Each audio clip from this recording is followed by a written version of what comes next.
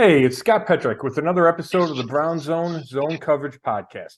The NFL season is officially over, with the Chiefs beating the Eagles in the final seconds of the Super Bowl. We also saw the announcement of Joe Thomas as part of the Hall of Fame class of 2023. Before we can move on to what is sure to be a busy offseason, we need to put a lid on the 2022 season. Here to do that with me, as always, is Dave Chudowsky of the WKYC Morning News.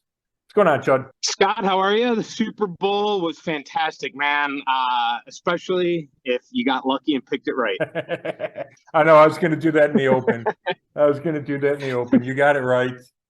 I felt good at halftime, though. Right? I mean, let's be honest, regardless of who you picked in that one, I mean, it could have gone either way. We say that a lot.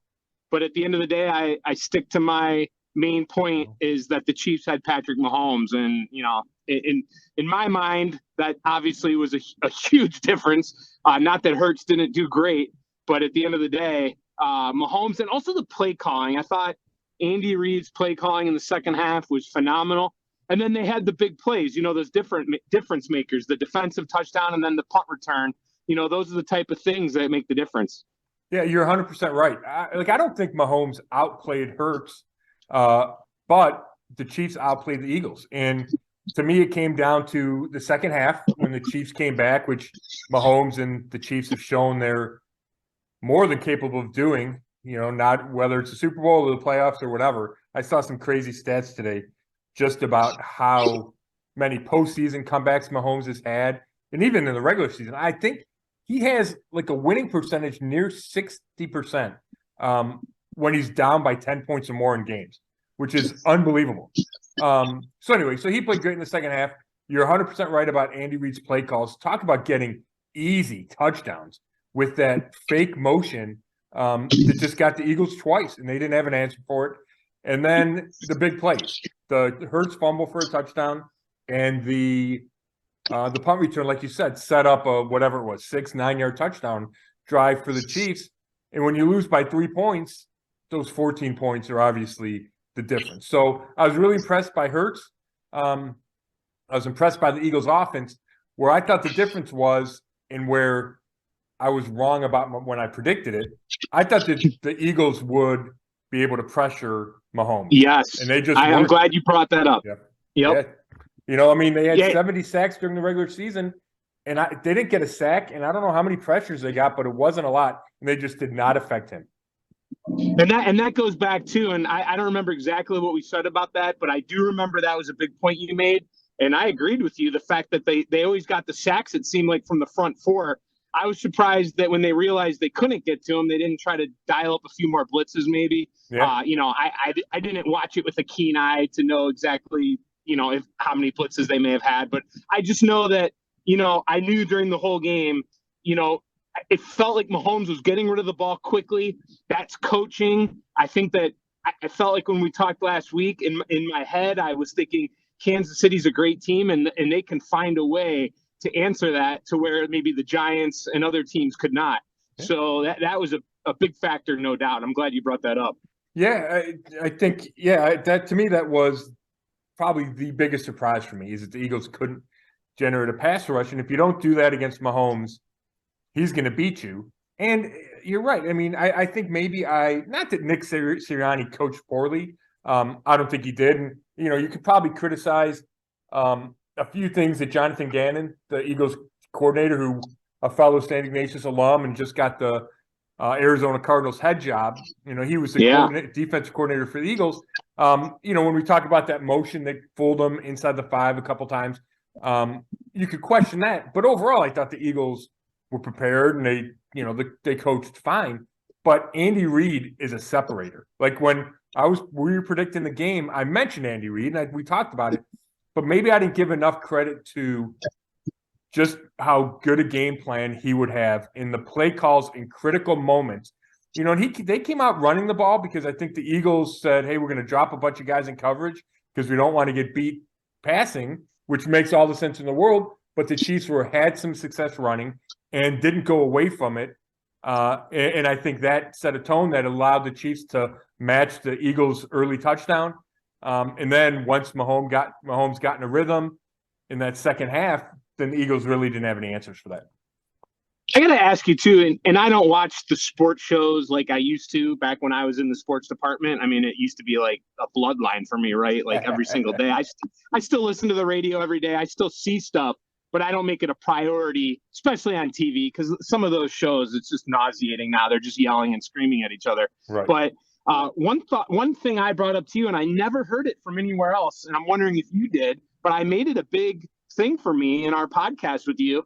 And it's Patrick Mahomes and the Chiefs thinking back to last year. I feel like they thought they got embarrassed losing last year. And that revenge factor I thought was huge. And I really think that's why I picked them to win it all. And I'm wondering, did you hear that anywhere else a lot? Do you think that was a factor? It's interesting, Chud. I didn't hear it on any kind of run up to the game. Where I heard it was from the Chiefs after the game. Travis Kelce on the field is saying nobody thought we'd get back to the playoffs, which I don't know about that. I mean, I'm pretty sure I had the Chiefs winning the NFC or the AFC West. But maybe nobody, or maybe they got predicted to win the Super Bowl a lot less than in the past because of the Tyreek Hill trade, right? They had to cut some salary cap. They lost some other guys. But obviously Hill was the biggest offseason move. And maybe people thought, hey, they're not going to be the same team. And they took motivation from that. And I was surprised at how strong Travis Kelce was, and he wasn't the only guy from the Chiefs saying that. And I have this discussion with one of my beat writers, one of the fellow beat writers, about motivation, right? Like these guys take every insult to heart, and I kind of dismiss that sometimes. But this was just another example of when it's legit, or at least whether or not the reasoning is legit, the motivation felt legitimate for Kelce and the other Chiefs. Well, and part of it too also could have been how their division got strong. Remember at the beginning of the year, everyone felt like that was going to be the best division. The Broncos were going to be better. The Chargers were 1 year better than to improve, and then the Raiders with getting Devontae Adams. So maybe they heard a lot more of it than we did. But no, that's a good point. Yeah, here's the bottom line though.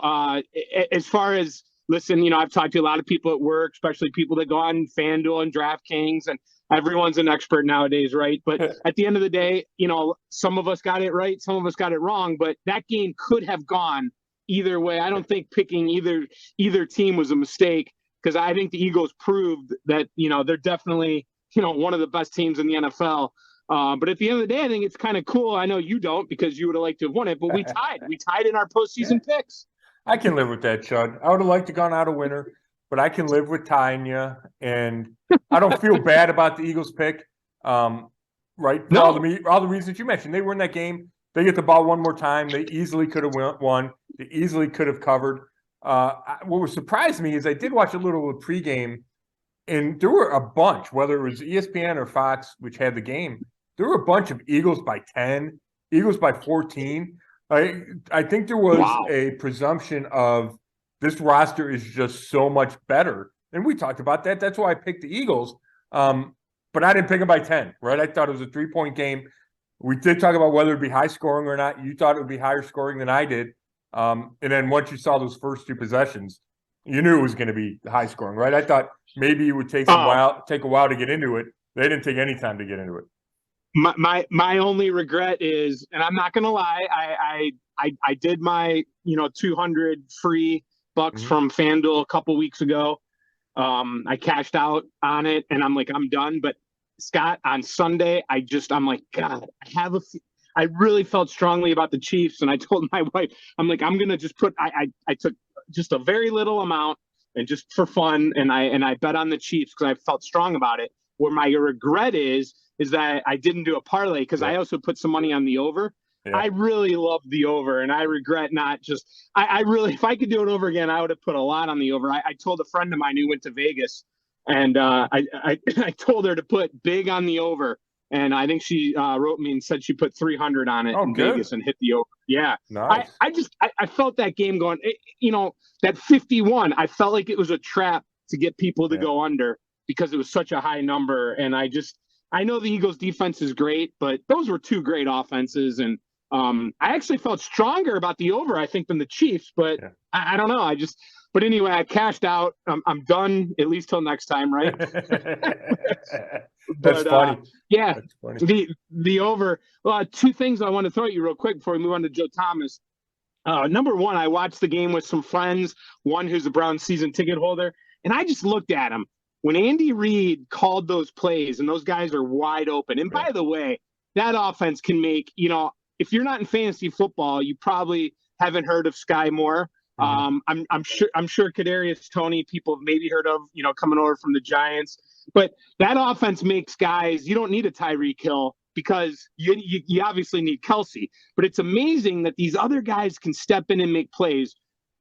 Reid designs these plays to make them wide open. And I just looked at my buddy and I go, why does Reid and other teams make it so easy? But if that's the Browns down there, they would have done like a double reverse. They would have outthought themselves. They would have done something stupid to get 10 yards back, kick a field goal. Like, why can't the Browns just make it simple? Yeah, it's interesting you say that. Reid's one of the best.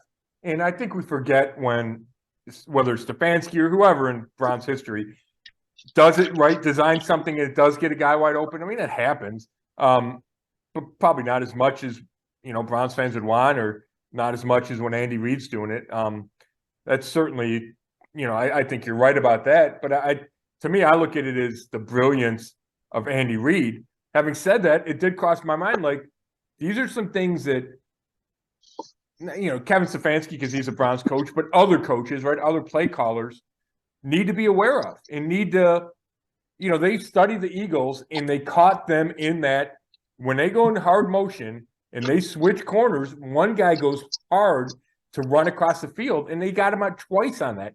And, I would like to think that Stefanski would notice that watching film, right? And exploit that as well. But it's certainly obvious when it happens twice on the biggest stage. There's no doubt. Yeah. All right. What is your elephant in the room? What's your take on the penalty? Because there weren't a lot of penalties in the game, and that obviously that was a big deal. Yeah, it's interesting, and we talked a little about officiating. I think it was last time, Chud, and I had somebody in my mailbag say, "Hey, you mentioned officiating," and he asked me a question about that. I thought it was a good call. I thought live it was a good call. I thought on replay it was a good call. I have no issue with a penalty in that situation. If it's a hold, it's a hold. And people, the pass was uncatchable. The pass was uncatchable because the guy got held at the line of scrimmage. And if he's not, he runs under it and it's a touchdown. So I think it was the right call. I understand that it would have been more fun to watch if it's a fourth down, they kick a field goal, and all of a sudden the Eagles have the ball with the chance to tie or win. Like, I get that. But you can't script the games, right? That's been this, topic, like a joke going around the social media is, the NFL scripted. You can't have that. It's real. And to me, it was the right call. And I saw another angle today from NFL Films that shows the blatant grab. And if that's not enough, Bradbury, the guy who got called for the penalty, said it was the right call and just hoped he would get away with it. So in my mind, like, I understand it's a big play. And I even understand the discussion. I don't understand the fury over the call. To me, it was like a non-factor. It was an automatic call. Yeah. Oh, well, I don't know, non-factor. I mean, because it was a huge factor in the game, but like it's a non-story. That's what I should have said. If it would have been called in the second quarter, no one would have said a word. Right. But yeah, you had to call penalties with 2 minutes left in the game, right? You can't just stop calling penalties. I think it's like, I understand the discussion. I just think it was the right call, and that's the story. The story is it was the right call, and it stunk that the Chiefs could take two knees and kick a field goal, but that's how it was. I agree 95% with you. I totally think it should have been called. No, I think it should have been called. I think it was a penalty. It's a bummer that it happened when it happened. You just said that. I agree with all of that. The one thing I'm going to take you to task on, are you 100% sure that if he got off clean, he would have caught that ball? I think so. Yeah. Okay. I mean, I think it affects you that much. I think that's something people miss. And I'm not saying I never miss it because that thought's gone through my head is, oh, that's an uncatchable ball. If you take away a guy's momentum just as he's coming out of his break, like that's huge. You watch the deep ball from that A.J. Brown catches, like he's not near the ball and then he's at the ball, right? Like guys can close a lot of ground in this league if they're running full speed, and it took him longer to get up to full speed. So yeah, I think if he doesn't catch it, it's a catchable ball for sure. I think it's a catchable ball. I don't agree with the uncatchable part of it. Yeah. I would want to go back and watch it again before I would bet my life on it or anything like that. So I'm not saying you're wrong. Yeah. I just I don't know. I mean, when I watched it live, I just thought, can he get to that either way? But needless to say, it doesn't matter. And here's another thing. Give the Chiefs credit, because if you go back to the Browns-Jets game, and it's a different scenario, and I don't want to bring the whole thing up again, because, listen, the Browns still should have won that game, even though Chubb scored the touchdown, because all those other things had to happen. But perfect use of the clock and the prime example of when you take a knee and you don't let a team with that great of an offense come back and win the game win the game. Yeah, no, you're exactly right. And the Eagles wanted him to score a touchdown because they let him go, right? Like they let him go around the edge. They certainly wanted him to score. They thought their best chance of winning was the Chiefs scoring a touchdown. So that was the right move. He did the right thing. And again, you're right. That's another example of good coaching, knowing what to do. I don't know if they had a timeout before then, so they could regroup and tell everybody. Clearly the right thing. And one more point on that officiating to call real quick. Yeah. It's a hold, so it doesn't matter if it's catchable or not. Like, it's not pass interference. Like, that's just me kind of rationalizing why it's the right call. But it doesn't have to be catchable for that. When they make that call, it has nothing to do with whether it's going to be catchable or not. So, good point. One last thing on the Super Bowl, Joe, before we move on. I thought it was interesting. Sirianni is so aggressive, and people kill Stefanski around here. Some people kill Stefanski for going for it on fourth down and, not taking the points. Sirianni, he didn't take any points. I mean, he went for touchdowns. He went on fourth downs a bunch. And then there was one late in the game where he didn't, and it was backed up, but he had 3rd and 2, and I think they threw incomplete. And then they punted on 4th and 2, and I was surprised they punted. And I understand why, because it's late in the fourth quarter of the Super Bowl, but it felt like a little out of character there, and I was surprised that they didn't either run it on 3rd and then go for it on 4th, whatever. It was just a little out of character. But early in the game, he was as aggressive as anybody, and this is a Super Bowl coach. So I thought that was interesting. And the last thing, the NFL has to get rid of the sneak where you can put 4 guys behind the quarterback and push him. All right, like it's an automatic first down. Like, who needs to see that? Like, every 3rd and 1 or 4th and 1 should not be an automatic conversion. So I'd get rid of that. You're allowed to push a guy from behind. Do you think that that's going to happen, or do you think every team's going to take that into their arsenal? It's a good question. I actually was flipping through the radio, and I heard Sirius NFL, and they thought it should be outlawed because they think it's an unsafe play. They think there's too much force from the offense, 9 guys pushing on the defensive front, that they think somebody's going to get seriously hurt. So we could see it outlawed for a couple of reasons.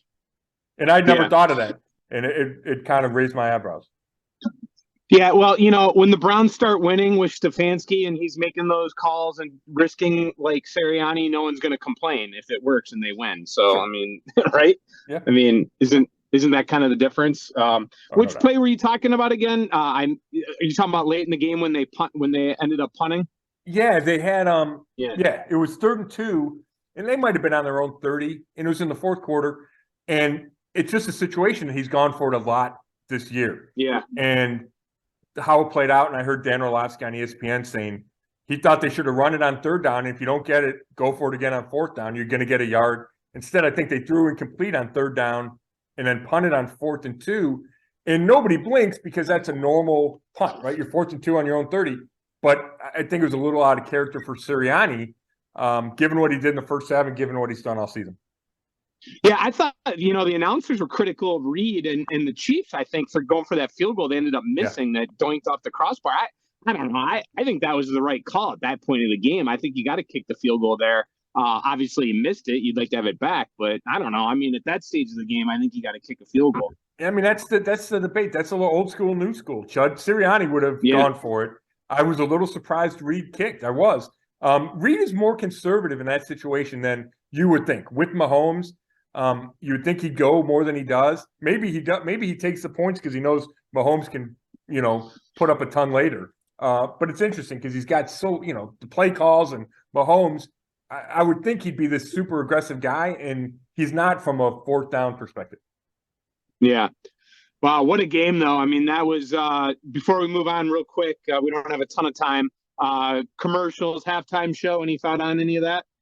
No, I mean, I paid attention. I thought Rihanna was good. I tell you what, I could not be up in the air. I don't care if you're bolted in. I would not have be able to be up in the air like that. Commercials, I thought there were a couple that, had me chuckle, but nothing unbelievable. Yeah, I said on the air the other morning on Monday on Go on Channel 3, cheap plug. I think now I go into the commercials with low expectations because to me they're not anywhere near what they used to be when when we were younger. And I feel that it's one of those things where I just go in with lower expectations, and I thought they were actually not bad. Like I was actually surprised or happy with them because I didn't go in with the expectations. Whereas, when I was younger and through 20s or what, I don't know when, I'm not sure when they stopped being amazing to me, but do you know what I mean? I don't have the high expectations anymore. No, I think that's interesting. I think you're right about that. Yeah. So, all right, let's finish up here. We got about 5 minutes. Let's talk a little Joe Thomas. You got a chance to talk with him today.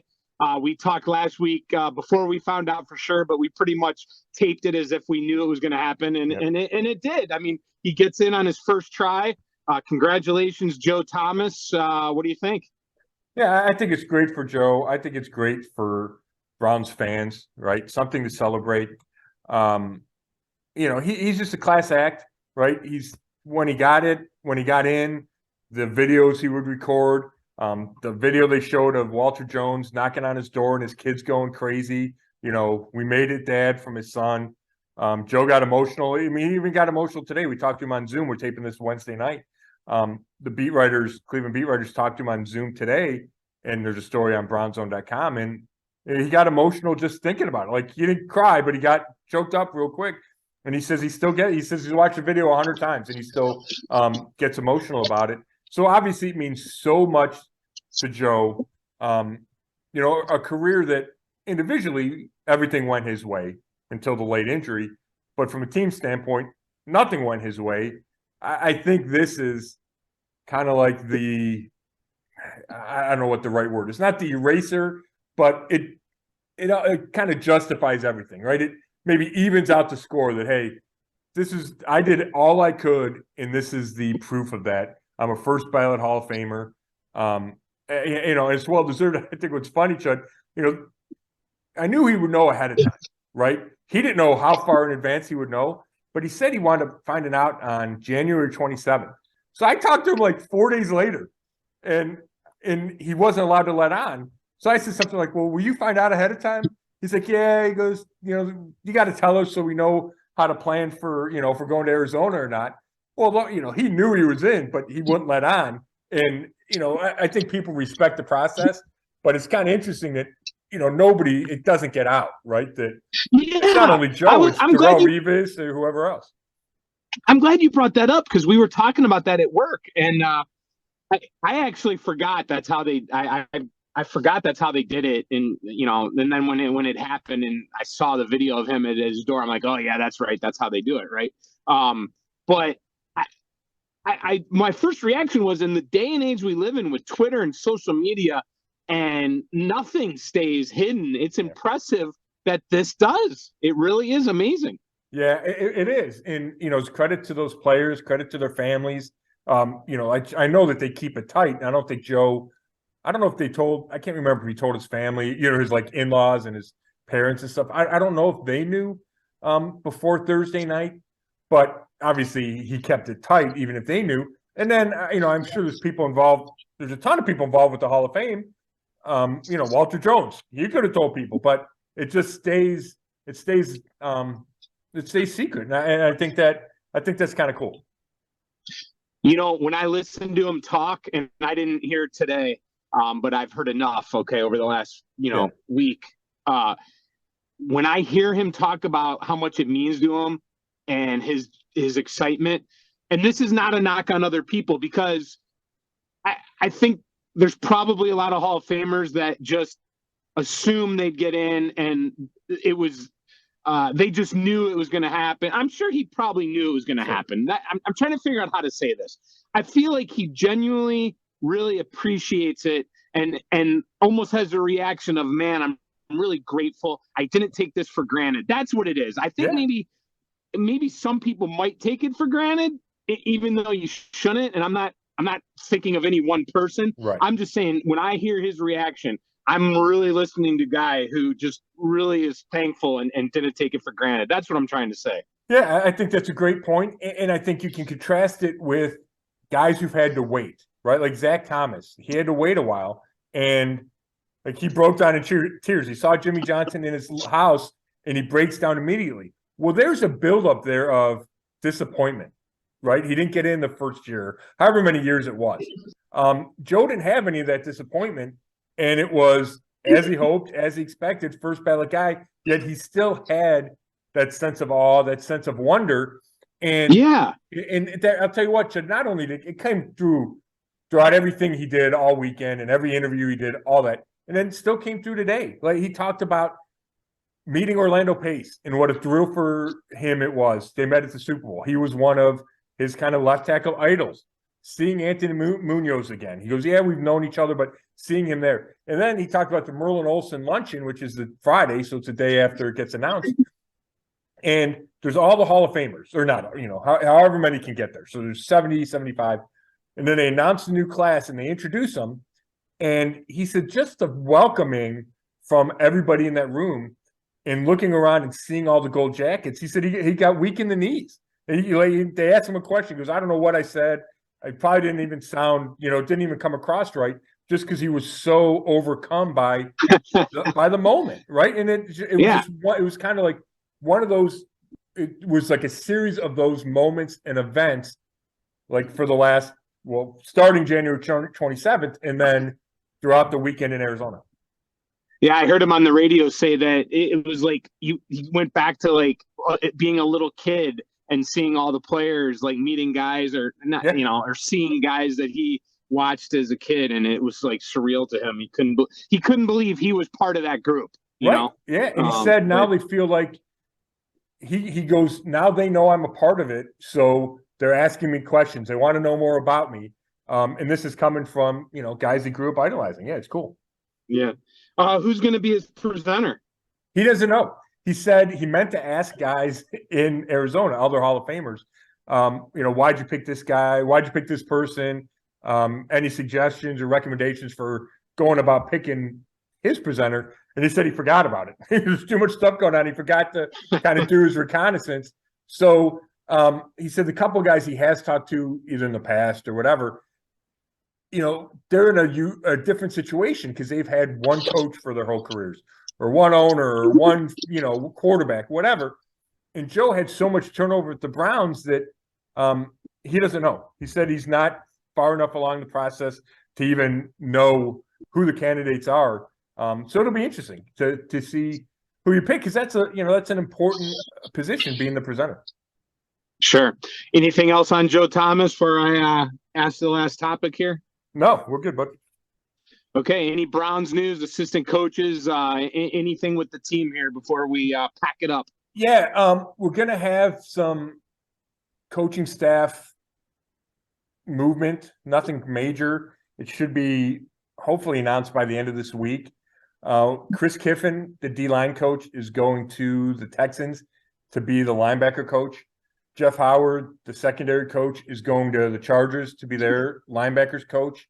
So there's a couple vacancies on the defensive staff, which I think is fine, and it gives Jim Schwartz, the new coordinator, some room to bring in maybe a couple of his guys, or at least have a say in part of his staff, especially the D-line, which we know is such a key part of Schwartz's defense. I think it's important that he has a guy on the same page with him from scheme and just, fundamental standpoint. And then on the offensive side of the ball, we need to keep an eye on Drew Petzing. He coached quarterbacks this year. He was a tight ends coach 2 years before that. Jonathan Gannon and him are tight, so Gannon could hire him as his coordinator. I don't think anything's been official with that yet. But I know when Kevin Stefanski made Petzing the quarterback coach this year, it was to get him some experience in a big-time role, coaching the quarterback in case he got a chance to be a coordinator. So that's a possibility. And then the Browns would have to either figure out who to hire as a quarterback coach or just let Alex Van Pelt fill that role, kind of like he did with Baker. All right. Well, there you have it. The season's now over. We've hit the point. We have our Super Bowl champ. I don't know. Last thing I guess I'll ask you is, and we've talked about this many times, how close or far away are our Cleveland Browns from the Super Bowl? Yeah, it's tough, and I've fallen back on this. I'm going to say I think they're close to being a playoff team, right? Like, I think they were capable this year. It feels like there's a ways to go to be a Super Bowl team and to compete with Patrick Mahomes and the Chiefs in the AFC. Now, the key is Deshaun Watson playing somewhat close to that level. Is he Patrick Mahomes? No. Could he be Jalen Hurts? Could he be Jalen Hurts? Could he play like Jalen Hurts played this year? Yeah. I mean, that's why the Browns went and got Deshaun Watson and gave up all the draft picks and paid him all that guaranteed money, is because he has that skill set. And, Hurts looked outstanding throwing the ball in the Super Bowl, made about 4 or 5 throws that were lights out that really impressed me because I didn't know he had that in him necessarily. But we've seen that out of Watson, right? Led the league in passing in 2020. So if Watson plays at that level as a top 5-7 quarterback, then the Browns are a playoff team, can be a playoff team. And then it just comes down to, do you play your best in the big moments? Do you patch the holes on your roster? Do you coach well in the playoffs, right? To give yourself a chance to make it to the Super Bowl. Now, I would never say coming off back-to-back, missing the playoffs and going 7-10, that, the Browns are a Super Bowl team. And when you watch Patrick Mahomes, it's hard to do that. But I would probably argue that it's not as far away as the pessimists think. How about in the division, though? I mean, the Steelers are going to be better. The Bengals were, right there again at the door of the Super Bowl. Never count out the Ravens. Yeah, so even in your own division. No, I mean, you're right, Chud. It's hard, right? I mean, the Browns finished last in the division, right? But they beat all 3 teams in the division this year. They beat 2 of them with Jacoby Brissett at quarterback. You assume Deshaun Watson's going to play better than Brissett and much better than Watson played in the final 6 games, given the rust factor, right? Given more time with Stefanski, given what you would expect to be an improved receiving core, maybe even an improved tight end group. So, yeah, I get it. When you look at the Bengals and Joe Burrow, and they're a play away from beating the Chiefs, I completely get that. And maybe the Browns, if they got back to the playoffs, would need to stumble in the playoffs before, the next year they were ready to take that leap. But, again, it comes back to Watson. And this may sound cliche, but if your quarterback plays great, you're going to win a bunch of games, right? And when Joe Burrow plays great, the Bengals win. And when Mahomes plays great, the Chiefs win. And Lamar Jackson's the same way, right? So I think Watson is better than Kenny Pickett. I think you can make an argument with him and Lamar Jackson on the same level, assuming Jackson stays in Baltimore. And Burrow's better. But is he night and day better where you can't beat the Bengals ever? No. But you need better D tackles. You need better receiver, right? You need to be coached better on defense, right? The defense needs to make a huge jump. So, I would never say that close, but I just don't. I just think they can be in the mix. I really do. Just given the talent, given what they did in 2020, and given the potential for Watson to play at a high level. All right, Scott, it's been a heck of a year. Hopefully, I'm still locked out of Twitter. Hopefully, I'll get back on there next time we talk. But Anyway, it's been a pleasure. I'm sure we'll be doing this soon because, as we know, the NFL is like 11 months out of the year, right? Yeah, I was going to say, Chad, I don't want you to get too comfy. I'll give you next week off. I'm going to go on vacation. All right. Play a little golf, but then the combine's the week after. Like, I think the combine's February 28th. Yeah. So right. whether or not we talk that week from Indianapolis or the following week and we kind of catch up on the combine and preview free agency. I mean, free agency's a month. Like free agency's I think it's exactly a month from now is when you can sign players. So we're going to have plenty to talk about. Can I take a vacation over spring break? Would that be allowed? You're good. All right. Just give me the dates ahead of time. Put it on the calendar. I appreciate that. All right. Well, good luck golfing, man. You deserve it. Obviously people who listen to this and read, the great job that you do and the dedication that you put in. You're one of the hardest workers around. So you definitely deserve a week off, my man. I appreciate it, buddy. Thanks for doing this. Thanks for another good season. And yeah, we'll talk to you soon. This has been another episode of the Zone Coverage Podcast. You can read all my work at brownzone.com. And we'll talk to you soon. Thanks a lot.